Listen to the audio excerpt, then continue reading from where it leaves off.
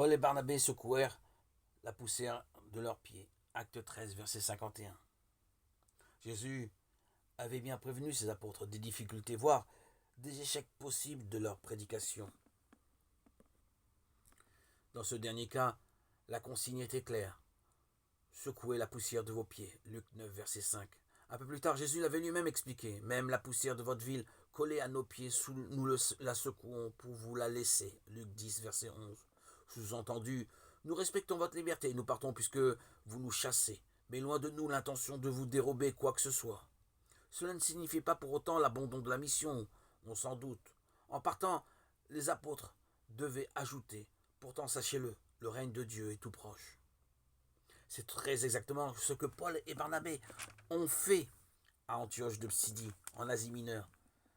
C'était au cours de leur premier voyage missionnaire, selon une stratégie bien établie. Paul parcourait les voies romaines et s'arrêtait dans les villes qui comptaient une communauté juive.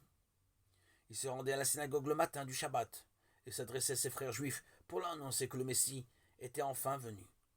La promesse que Dieu avait faite à nos pères, il l'a entièrement accomplie pour nous, leurs enfants.